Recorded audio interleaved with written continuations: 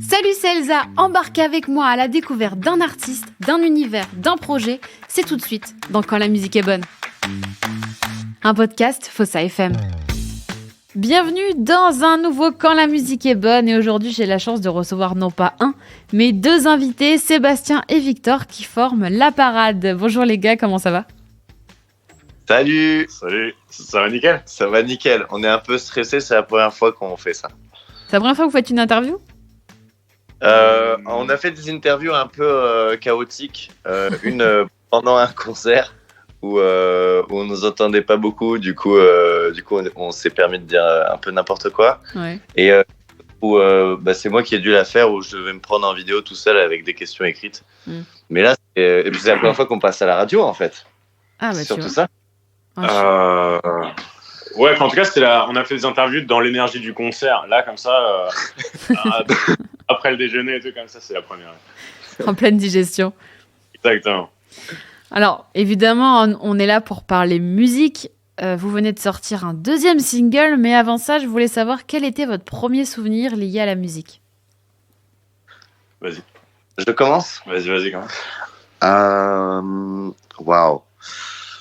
Moi, mon premier souvenir, je vais plutôt parler du premier qui me vient à l'esprit. Moi, je me souviens être assez petit et à être dans ma chambre et entendre qu'il y a de la musique très très fort dans le salon. Et en fait, c'était ma mère qui était en train d'écouter Life on Mars de David Bowie. Et je me souviens d'être arrivé et de lui avoir dit mets moins fort parce que j'ai peur. Et elle qui tourne le volume à fond et qui se met à chanter les paroles sûrement dans un anglais très approximatif mais qui me semblait vraiment parfait quoi. et du coup c'est à ce moment-là que je me suis dit c'est cool en fait. Et de voir ma mère dans cet état-là, je trouve ça un souvenir très vif du fait que la musique peut transcender un peu et rendre fou. Et toi, Sébastien ? Moi, ça tombe bien que tu poses cette question parce que je parle justement que mes premiers souvenirs, il y a de la musique. C'est peut-être la preuve d'une certaine sensibilité ou je sais pas quoi, mais ouais, moi j'ai un souvenir, je crois, je dois avoir 3-4 ans, un truc comme ça. Et on a emménagé avec ma mère et on est dans un appart vide. Et il y a juste une radio, quoi, et on danse ensemble sur Every Breath You Take de Police, tu vois. Il y a bien Lover et tout, c'est cool. Et je sais pas, je crois que c'est un des premiers souvenirs de ma vie. Donc, tu vois, j'ai lié le truc à une musique, quoi. Avant de parler de La Parade, j'avais envie de revenir un petit peu sur votre parcours l'un et l'autre. Qu'est-ce qui vous a amené à la musique ? C'est vos parents, du coup, vous parlez de vos parents qui mettaient la musique à la maison. Est-ce qu'ils étaient aussi un peu musiciens ? Pas du tout, ouais. Enfin, mon père était trompettiste dans une fanfare quand il était jeune, mais sinon pas du tout. Moi, c'est ma grand-mère. Elle était guitariste sur la transatlantique qui reliait Le Havre à New York. Wow. Donc, elle partait avec sa guitare et elle jouait de la bossa et des chants russes, parce qu'on a une histoire un peu russe, pendant des mois et des mois. Et elle disait que pour ne pas avoir mal de mer, le secret c'était de ne pas boire d'eau. Et voilà. Et moi, la dernière fois que je l'ai vue, elle m'a donné sa guitare, et elle m'a joué un dernier morceau. Et depuis, voilà, j'ai sa guitare et elle m'a donné un peu le fluide de la musique. Moi, ça vient de là. Et toi, Sébastien ? D'où vient la musique ? Non, D'où vient la musique ? Ma mère m'a inscrit dans une école de musique quand j'avais 5 ans, mais tu vois, j'étais pas plus intéressé que ça, quoi, le solfège et tout. Enfin, tout le monde connaît un petit peu, ça me fait chier quand on est petit. Et après, effectivement, j'ai vu mon père un peu plus tard, et là, je me suis rendu compte qu'il faisait de la guitare, et c'est vrai que ça m'a motivé. L'envie de jouer mieux de la guitare que mon père, c'est un des premiers trucs un petit peu qui m'a motivé. Ça s'est fait assez rapidement. Victor, toi, tu es réalisateur aussi. À quel moment est-ce que tu t'es lancé dans la réalisation ? C'est toujours quelque chose qui t'a attiré ? Non, c'est pas quelque chose qui m'a toujours attiré. Enfin, moi, ce qui m'a toujours attiré, c'est les formes d'art un peu immersives, participatives, où en tout cas on est plongé dans dans quelque chose, dans un monde avec nous, comment est-ce qu'on le reflète, comment est-ce qu'on vibre dedans, comment est-ce qu'on interagit avec. Et du coup, non, le cinéma, c'est venu un peu plus tard. Avec Seb, en fait, on avait un premier groupe. Enfin, moi, j'ai eu pas mal de groupes de bébés rockers au collège. Et mon dernier groupe, c'était avec Seb et Tom, notre troisième meilleur pote. Et quand le groupe s'est terminé, parce qu'on est tous partis un peu dans des univers différents, moi, je continuais à faire de la musique sur mon ordinateur tout seul. Et puis, enfin, voilà, je m'ennuyais un peu, je tournais un peu en rond. Et en fait, je suis tombé sur le cinéma parce que j'écrivais beaucoup, j'écrivais des histoires, des nouvelles et des poèmes.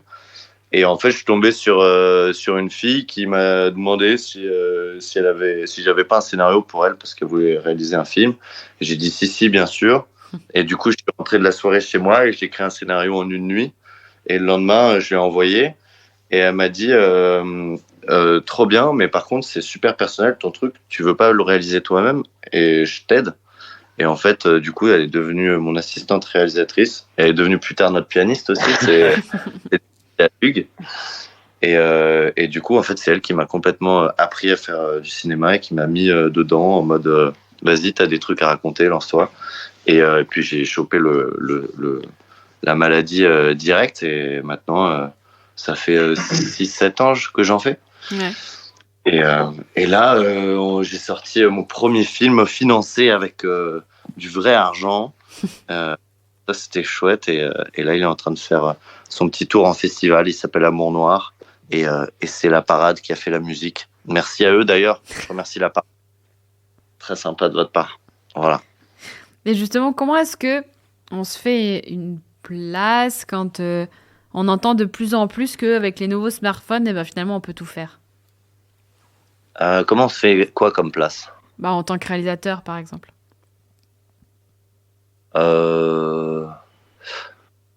Mais c'est trop bien qu'on puisse faire plein de trucs avec les téléphones. Enfin, il faut juste. La seule chose qui change pas, c'est l'envie de faire. C'est le désir, c'est la nécessité de parler de choses. En gros, tu veux dire qu'on n'a pas besoin de film vu qu'on peut tous se filmer dans sa chambre? Non, pas du tout.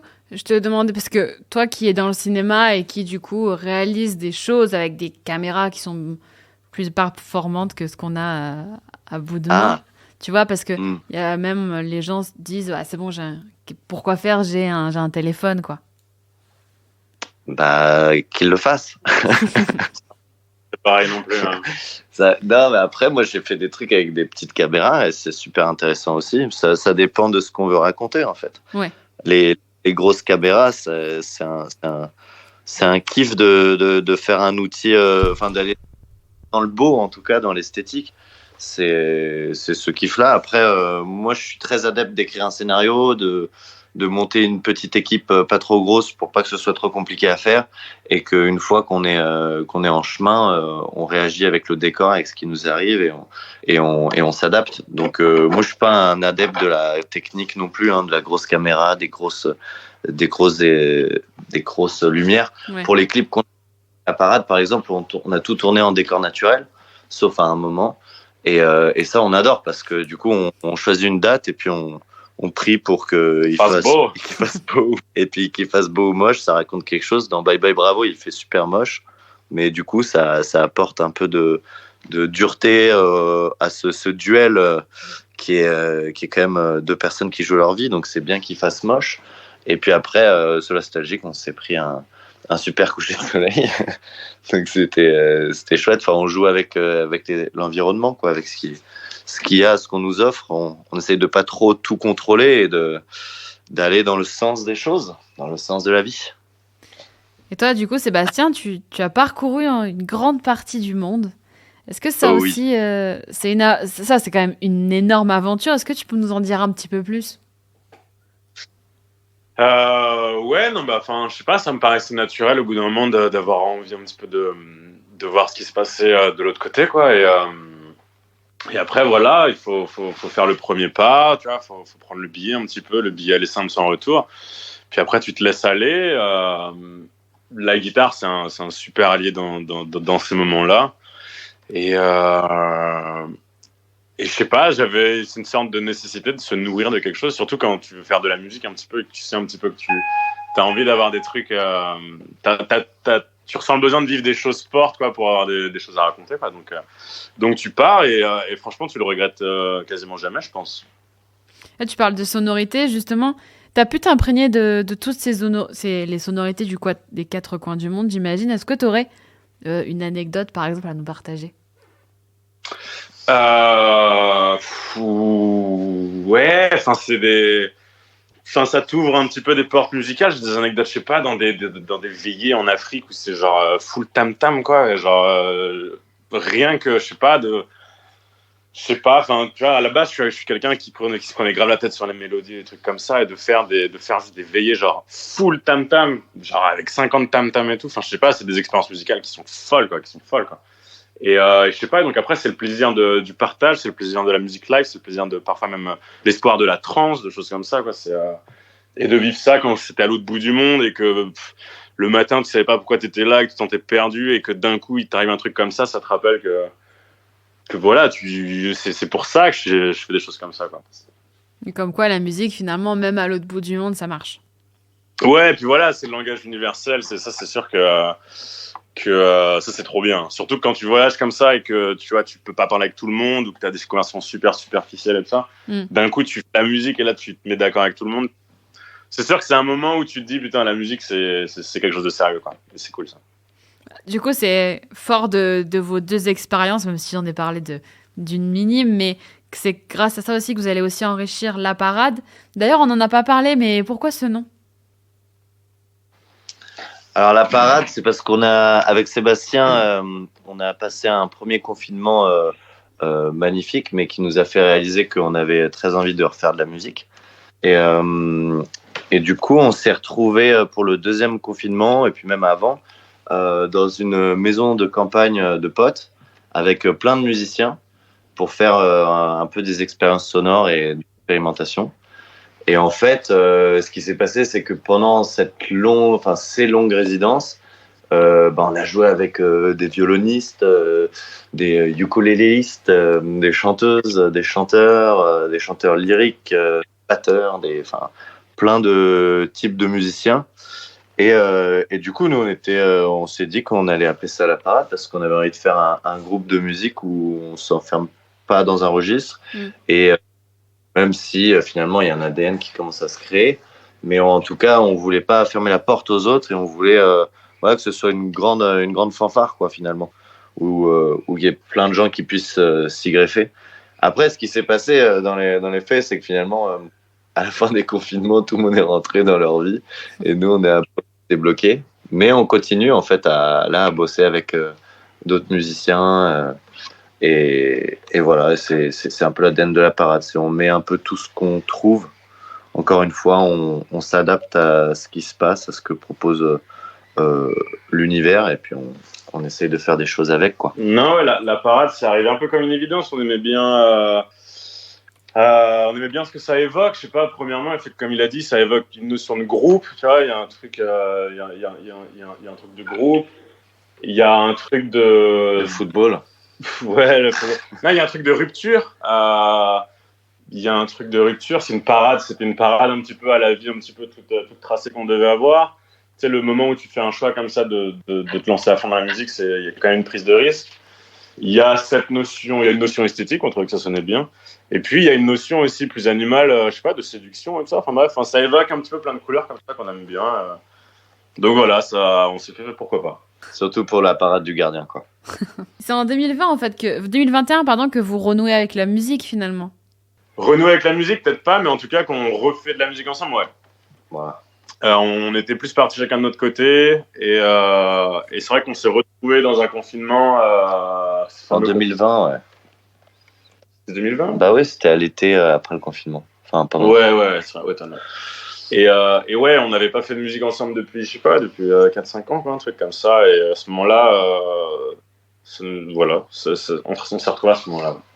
En fait, j'ai dit à Sébastien, la musique chacun de notre côté. Ce que tu peux lui dire ce que je t'ai dit, ce qui t'a décidé à reformer un groupe avec moi. Ah, je sais plus. Ce message que je t'ai envoyé. Ah, Ouais, non, mais c'est le hasard. On s'est retrouvés, puis je sais pas, et puis on a fait de la musique ensemble. C'était cool. Enfin, non, en fait, on a juste on a bouffé ensemble, on a passé une journée ensemble. Et puis le soir, il m'a envoyé un message. C'est quoi? Tu me dis juste, viens, on va faire de la musique ensemble. Je vais faire de toi une rockstar, quoi, un truc comme ça. Je vais faire de toi une rockstar. Okay. Point. Et voilà, du coup, moi, ce que j'essaie de faire là, c'est de faire de Sébastien une rockstar. Donc, c'est mon projet un peu pour les prochaines années. C'est mon poulain, donc n'hésitez pas à écouter tout ce qu'il fait avec son groupe, c'est super. Belle promesse pour 2024. Absolument. Ouais, de ouf. C'est cette année que vous sortez votre premier titre, qui s'appelle Bye Bye Bravo. Ouais. Absolument. Alors, je vous propose qu'on l'écoute, et comme ça, vous pourrez nous en dire plus après. Vas-y. Grave.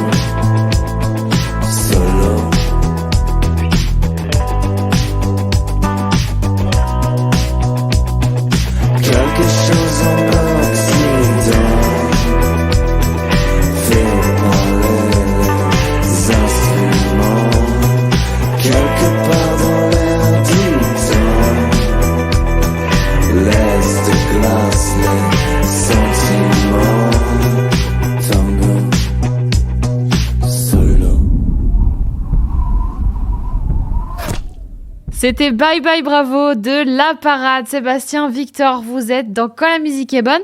Alors, comment naissent vos musiques? Est-ce que vous êtes tous les deux dans l'écriture et dans la composition? Absolument. Et je vois venir la question, mais en gros, on essaye d'avoir le moins de méthodes possible, quoi. Ouais. À chaque fois qu'on trouve une règle, ça marche jamais pour celle d'après. Et puis, toutes les chansons se font un peu différemment. Mais si on devait trouver une sorte de moyenne, en général, il y en a un des deux qui arrive avec une maquette. Ensuite, on passe du temps ensemble à ce que l'autre se l'approprie déjà. Et ensuite, on fait beaucoup les arrangements ensemble. Et après, souvent, j'écris seul. Parfois, à la fin, je termine l'écriture avec Seb qui arrondit certains bords. Et voilà, et le chant. Et on aime bien, on est adepte du home studio, enfin même du nomade studio, parce qu'on a 2 ordi et on part avec notre logiciel de musique. On aime bien partir un peu à la campagne, on aime bien partir vers Fontainebleau, vers la Corse, vers ces endroits-là, un peu ces points cardinaux pour nous. Et voilà, on passe des belles nuits tous les deux à être fiers de nous, quoi. En fait, c'est des espèces de bulles, de moments comme ça où, en fait, il y a des moments dans la vie où on n'est pas très fier de soi, où on n'est pas très content de soi ou quoi. Et c'est des soirées, à chaque fois, on est tous les deux et on se dit que, franchement, on vient de créer une pierre philosophale, quoi. Une pépite. Et c'est des moments très réjouissants en général. Et pour la petite anecdote, au début du morceau de Bye Bye Bravo, il y a un bruit d'explosion.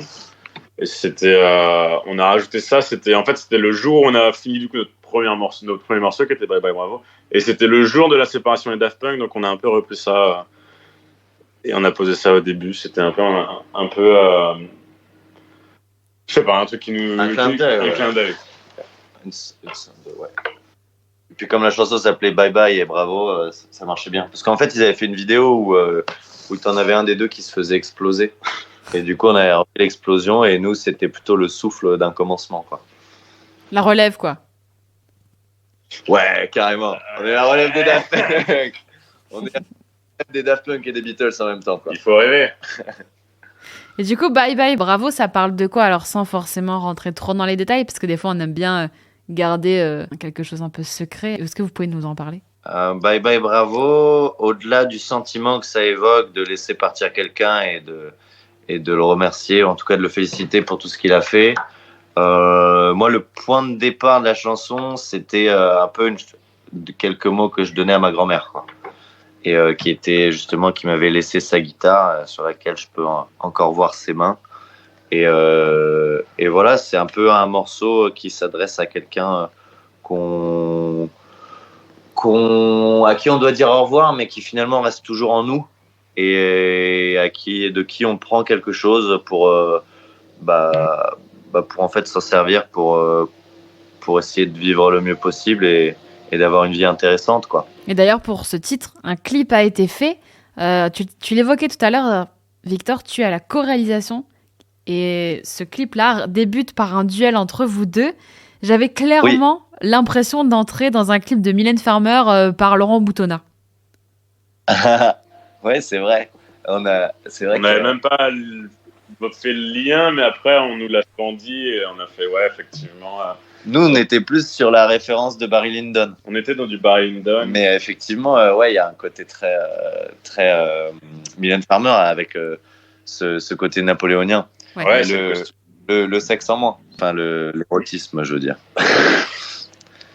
Et nous, on est parti sur plutôt le trip Barry Lyndon avec des plans très statiques et des choses qui s'y passent, puis le côté un peu épique où finalement il magnifie pas le duel, il en fait pas des super-héros et nous non plus, on voulait pas se rendre super-héros non plus, on voulait se rendre deux gars qui sont un peu face à cet engrenage de la violence absurde et qui essayent de se tuer et n'y arrivent pas. Et puis il y a que une fois qu'ils arrivent à être dos à dos et finalement se retrouver au bout du monde qu'ils arrivent à leur fin.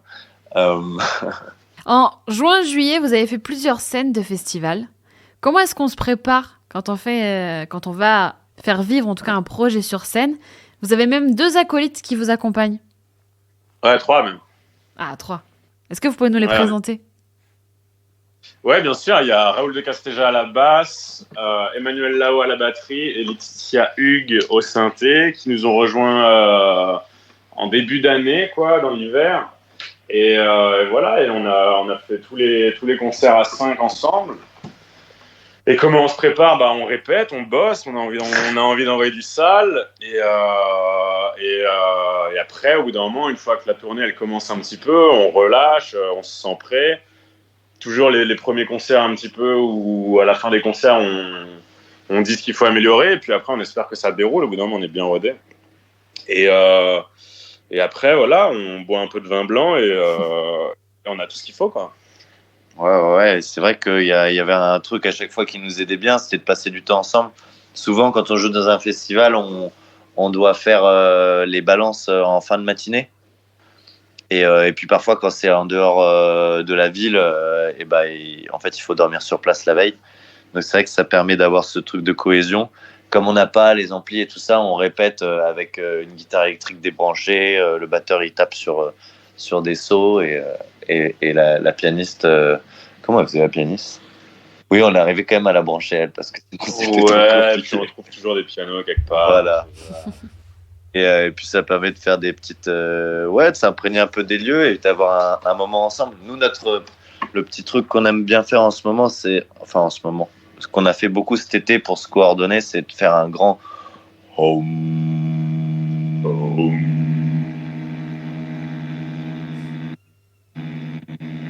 Et voilà, et tu laisses tourner les vibrations, au bout d'un moment il se passe quelque chose. Il faut essayer peut-être pas vous le faire en entier là, mais faut avoir la même vibration, quoi. Est-ce qu'il y a une scène qui vous a plus marqué que d'autres? On va dire la plus grosse qu'on a fait, c'était la première, c'était très important, et la plus grosse, c'était un moment important aussi de jouer. Ouais, je sais pas. Enfin, il y avait beaucoup de monde, c'était 22h la nuit. Enfin, c'était les fiertés rurales. Donc la première Gay Pride en milieu rural. Et il y avait 3000 personnes. On était sur une énorme scène. Il y avait des lumières complètement fous. Et puis on avait un super son. C'était vraiment génial. Et puis comme dit Seb, on a joué à 23h, je crois, un truc comme ça. Donc voilà, il fait nuit. Les gens sont déjà bien chauds grâce au groupe d'avant aussi. Et puis grâce à toute l'émulsion. Et là, il s'est passé vraiment quelque chose ce soir-là, quoi. Ouais, une grosse adrénaline, c'était important. Et puis en plus, on avait passé 3 jours ensemble avant à la campagne, donc c'était vraiment, on était très heureux. Et après, quoi, Seb, il parlait de la première scène, mais c'était pas vraiment la première scène, en tout cas c'est la première scène à 5. Ouais. Et ça, c'était à la Folie Barbizon. Et ça, c'était vraiment quelque chose. Hein. C'était une des scènes les plus dures qu'on ait faites, dans le sens où moi, j'ai jamais été aussi stressé de ma vie comme ça. Et j'étais très angoissé. On a répété pendant 5 jours non-stop avant, parce qu'on avait, en fait, on n'était pas prêts. En tout cas, on avait fait beaucoup de musique sur nos ordinateurs avec Sébastien. Nous, on les connaissait, mais il a fallu les apprendre à 3 autres personnes qui débarquaient un peu. Et puis même nous, du coup, de les entendre sans tous nos plugins et tous nos...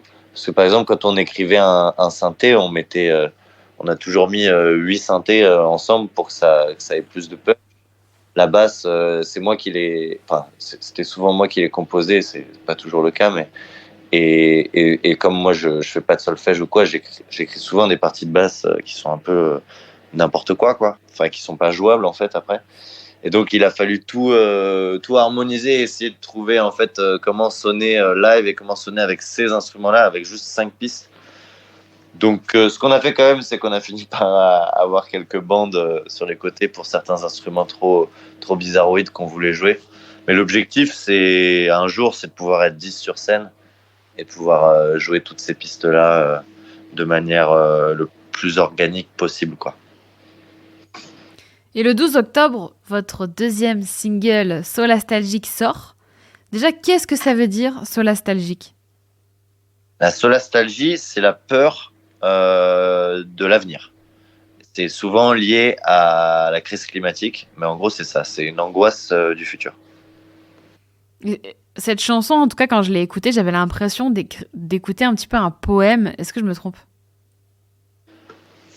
Il y a de ça, parce que c'est vrai que c'est c'est pas une chanson qui raconte quelque chose de très précis, vu que c'est en fait parler de cette angoisse-là, donc c'est assez diffus, c'est dur, on peut pas poser des mots sur l'infini ou sur des sentiments aussi profonds que ça, donc on est obligé de parler en métaphore, en fait, finalement. Enfin, en tout cas, moi, c'est comme ça que j'ai réussi à en parler, et je l'ai surtout pensé comme...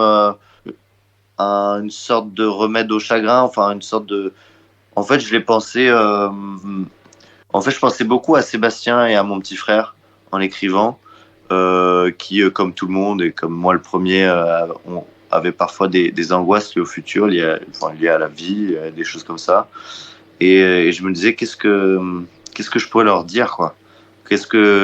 Comment est-ce qu'on peut se sortir de cette morosité et qui est importante, hein, parce que voilà, il y a beaucoup de choses à faire au niveau écologie, il y a beaucoup de même social. Enfin, je dis pas que le monde va bien, hein, mais mais je dis pas que le monde est horrible non plus, quoi. Et puis que je suis peut-être un grand naïf, mais je suis un éternel optimiste et j'y crois à fond et je crois que en fait les lendemains qui chantent, on y arrive peu à peu et on va y arriver.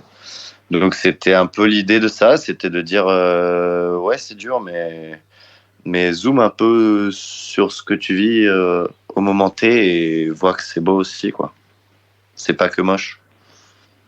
Et du coup, Sébastien, quand t'as écouté la chanson de Victor, t'en as pensé quoi?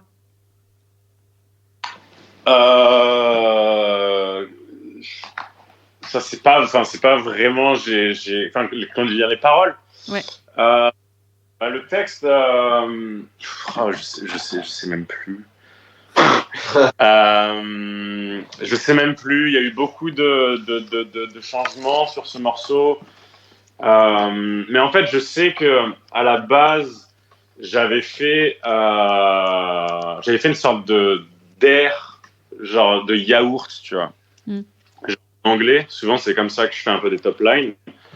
Et en fait, je trouvais ça impossible à chanter en français, en fait. Et donc, tu vois, genre, j'avais fait un truc genre super rapide en mode nanananananan. Enfin bref, et un truc genre de yaourt que tu fais, voilà, comme ça, genre de manière irréaliste. Et en fait, genre, et voilà, j'étais en mode frère, franchement, si t'arrives à caler du français là-dessus, genre bon courage et bonne chance. Et il l'a fait. Et donc, en fait, moi, j'ai surtout été impressionné d'un point de vue rythmique et tout ça. Et puis après, effectivement, je le vois, c'est un texte qui a un enchaînement de sorte de punchline poétique. Et je trouvais que ça s'y prêtait très bien. Il y avait une notion de... C'était la musique au niveau de la guitare, ça racontait déjà. Il y avait un mélange de mélancolie sur une fin d'espoir. Et en fait, son texte ici, il collait de ouf, quoi. Donc c'était un grand oui pour moi. Voilà ce que j'ai dit à Victor quand tu m'as montré ça. Mais est-ce que ça a servi à vaincre ta dépression? Non, mais c'était. Ouais, non, mais j'avais pas de dépression à vaincre, mais je trouve qu'elle est. Je te dis, moi, je m'attache il y a des textes comme ça qui dégagent en fait, une émotion. Et voilà, et en fait, cette notion, je sais pas, on sent un mec qui écrit, qui pense, qui travaille et qui est optimiste en fait. Donc c'est cool, c'était un texte qui s'y prêtait bien, quoi. T'en as pensé quoi, toi? Moi, j'ai beaucoup aimé. C'est vrai qu'on a l'impression que c'est presque la chanson qui est là au moment où on en a besoin. Trop bien que tu dises ça. On nous a dit ça aussi, ça fait trop plaisir. Et d'ailleurs, cette chanson a aussi son clip. Qui semble être aussi la continuité de la précédente, c'est ça que j'aime bien. On voit des scènes et... Parce que du coup, le clip débute avec des images de l'ancien clip. Ouais. Est-ce que c'est évident pour vous de mettre des images sur les musiques que vous faites? Ouais, on aime beaucoup. Victor est dans le cinéma et puis de manière générale, le lien entre l'image et la musique, c'est trop bien. Et puis par rapport à ce que tu disais, on avait le projet de faire en sorte que tous nos clips se suivent directement. Donc là, on va commencer à travailler sur le prochain clip et ça sera aussi la suite directe de celui-là. En fait, j'ai envie de réaliser mon premier long métrage grâce à la musique. C'est génial. Tu sais qu'on avait reçu un artiste qui s'appelle Audran Catin et qui lui fait toute sa musique, en fait, c'est une suite logique. Il a pensé un album comme un podcast de plusieurs épisodes, quoi. Trop bien. Ouais, mais c'est trop bien. Et du coup, il y a des transitions sonores entre chaque morceau? Pas entre tous, mais il y en a. Et du coup, ça me fait penser à ce que tu dis, mais toi, vous, c'est plutôt en clip, quoi. Ah ouais, mais c'est trop intéressant. Nous aussi, on y pense souvent. Mais on le fera peut-être même aussi au niveau de la musique. On y pense de plus en plus. Enfin, tu sais, en live, tu commences à travailler des transitions pour enchaîner les morceaux et tout. Donc, on aimerait bien se rapprocher le plus possible d'une sorte de DJ à 10 instruments, quoi. Où ça s'arrête jamais, en fait. Et ça va de plus en plus fort et de plus en plus vite. Audran Catin, t'as dit? Ouais. On va l'écouter avec grande oreille. Et du coup, alors, est-ce que vous avez un EP ou un album en préparation? Absolument. Il va sortir début 2024. Ouais. Il va reprendre. Il y aura Solastalgique dedans. Un autre morceau qui s'appelle Quitter la Terre, qui parle d'un gars qui s'engueule avec sa copine et qui du coup part sur la Lune pour réfléchir en attendant que la poussière retombe. Il y aura aussi Queen Size, qui est l'histoire d'un vendeur de matelas qui rencontre la femme de sa vie. Il y aura Electrolyze, qui est notre chanson. Quand on la joue en live, on aime bien la présenter comme la chanson de notre partenaire économique.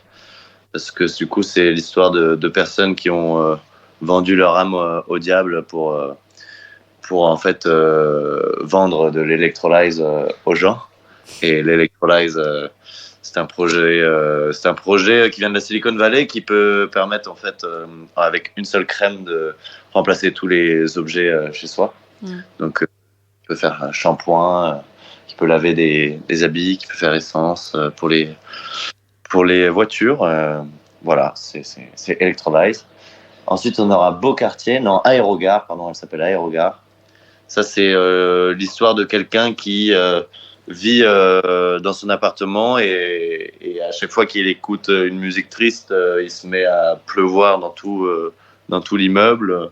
Et à chaque fois qu'il ressent des choses, en fait, tous ses voisins ont envie de le tuer parce que tout est décuplé. Et c'est tout, hein. Sébastien. Ouais, on verra. Mais du coup, on est très content parce que du coup, les morceaux sont prêts en fait. Enfin, tu vois, on les joue en concert et tout. C'est juste, on les a pas encore sortis et on se mettait un peu la pression. On voulait tout clipper et tout, mais on va voir. Il faut peut-être franchir le pas Et puis on est poussé par ouais. super RP Eva Daré de son nom de RP qui est Evita et qui nous permet un peu de mettre de l'ordre dans tout ça parce que c'est vrai que on passe beaucoup de temps à faire de la musique et peu à penser à les sortir ou comment les sortir. On n'est pas très calé là-dessus.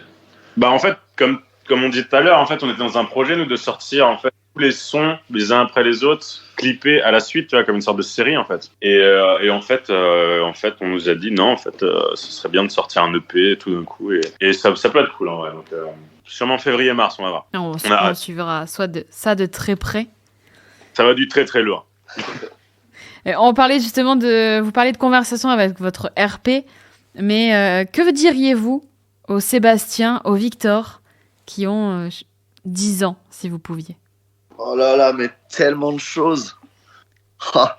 Moi, c'est souvent je le croise, le Victor qui a 10 ans, et souvent c'est dans les grands moments un peu, on se fait des gros checks et on se dit yes, on a réussi à faire ça, on a vécu ça, génial. Après, un message pour eux, Sébastien, t'es inspiré?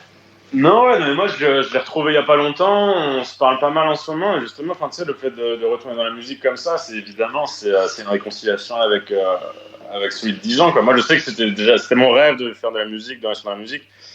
Donc voilà, une fois les études finies et tout ça, en fait, on l'a réécouté et on lui a dit, vas-y, on va faire le truc, quoi, on va faire le truc. Donc je pense que ça serait plutôt lui qui me dirait continue, t'es sur la bonne voie. Oui, c'est vrai qu'on essaye plus de l'écouter lui que de lui donner des conseils parce que finalement, c'est comme voilà, les moments un peu durs qu'on passe dans la vie où finalement on est obligé de les passer et de les vivre pour. Il n'y a pas de manuel un peu de tout ça, quoi, de comment arriver à faire de la musique, comment arriver à être heureux, à être amoureux. Et il y a qu'en se mangeant, qu'en faisant en tout cas, qu'on y arrive, quoi. Qu'en ratant, qu'on comprend pourquoi on a raté et ce qu'on peut améliorer chez soi.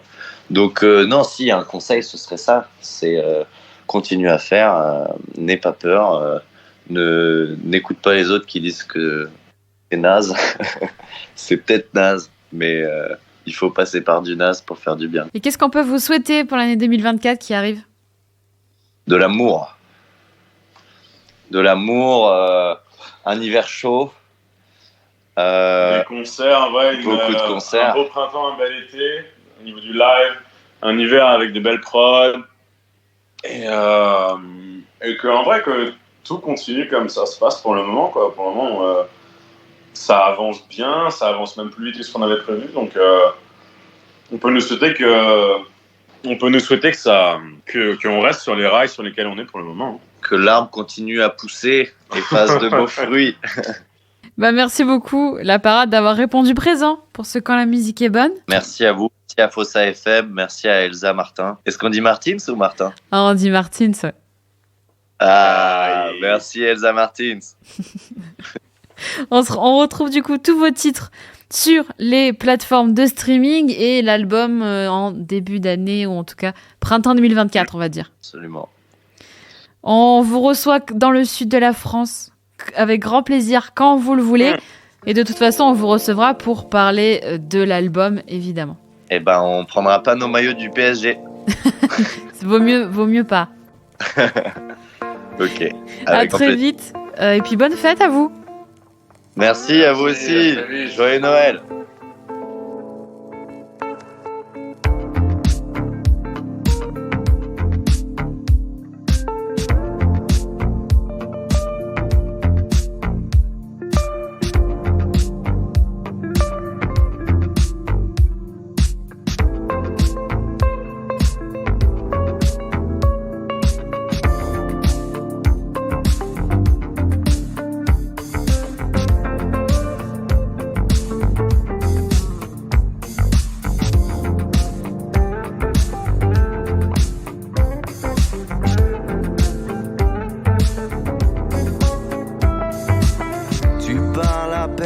Dans ton Tokimoros, nostalgique, tu te dis des choses que tu me dis pas. T'as des secrets pour moi.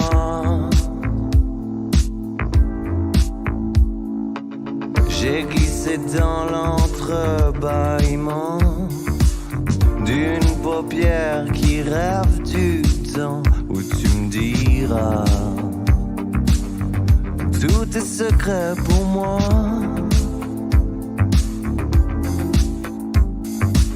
À force de marcher à sens unique, des kilomètres de couleurs, t'as dû te perdre dans le récif,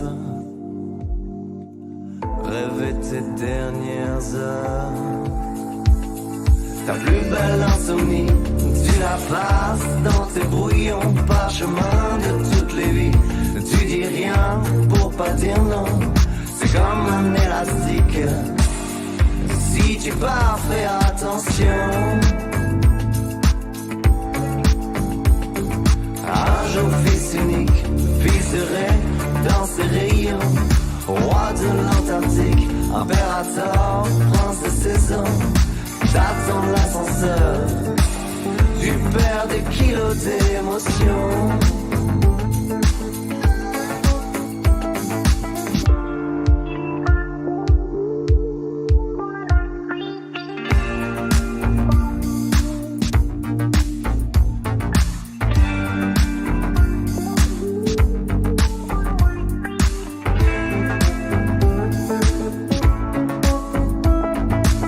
J'aimerais qu'un jour tu laisses faire l'aspirateur.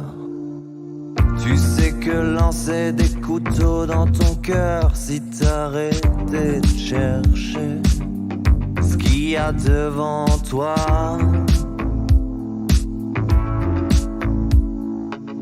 Tu parles à personne dans ton Tokimoros, nostalgique, tu te dis des choses que tu me dis pas.